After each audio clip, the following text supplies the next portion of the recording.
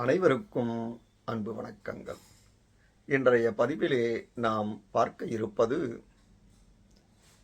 திருவாதிரையின் வரலாறு பற்றி.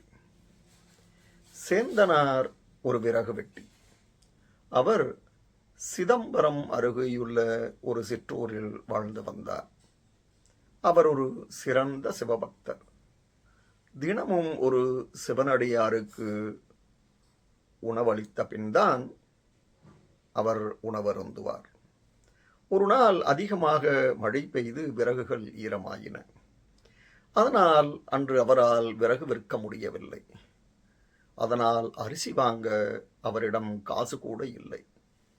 எனவே அன்று கேழ்வரகில் களி செய்து சிவனடியாரை எதிர்பார்த்து காத்திருந்தார்.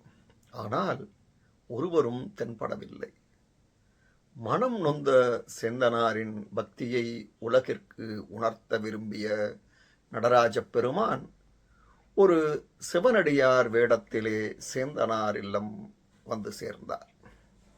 சேந்தனார் அகமகிழ்ந்து களியை சிவனடியாருக்கு படைத்தார்.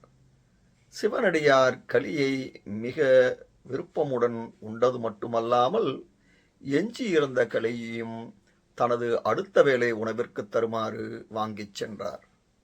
மறுநாள் காலையில் வழக்கம் போல தில்லைவாழ் அந்தணர்கள் சிதம்பரம் கோயில் கருவறையை திறந்தனர். என்ன அதிசயம்!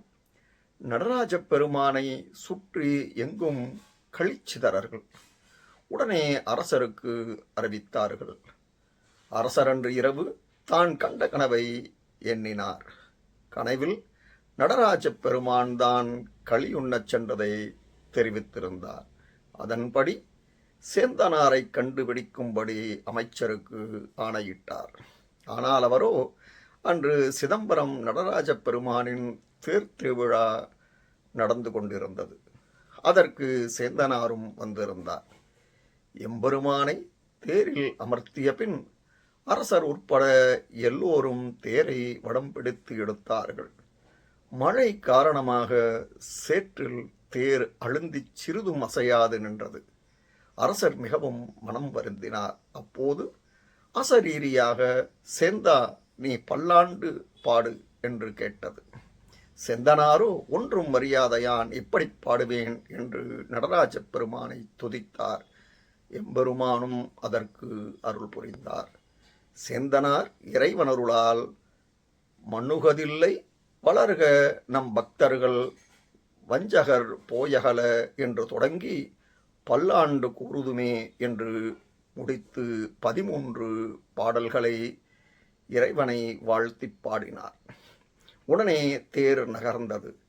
சேந்தனாரின் கால்களில் அரசரும் தில்லைவாழ் அந்தணர்களும் சிவனடியார்களும் விழுந்து வணங்கினார்கள். அரசர் தாம் கண்ட கனவை சேந்தனாருக்கு தெரிவித்தார். சேந்தனார் அவர் வீட்டிற்கு களியுண்ண நடராஜ பெருமானே வந்தார் என்றதை அறிந்து மனமுருகினார். அன்றைய தினம் திருவாதிரை நாள் என்றும் இன்றும் ஆதிரை நாளில் நடராஜ பெருமானுக்கு களி படைக்கப்படுவதாக சொல்லப்படுகிறது.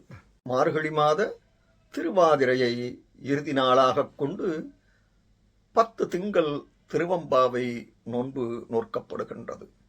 சில சிவாலயங்களில் பகல் திருவிழாவும் 9ஆம் நாள் தேர் திருவிழாவும் அன்று பின்னிரவு அதிகாலை வேளையிலே நடராஜ பெருமானுக்கு விசேஷ அபிஷேகங்களும் ஆராதனைகளும் நடைபெற்று 10ஆம் நாள் சூரிய உதயத்தில் தரிசனம் நடைபெறுகிறது.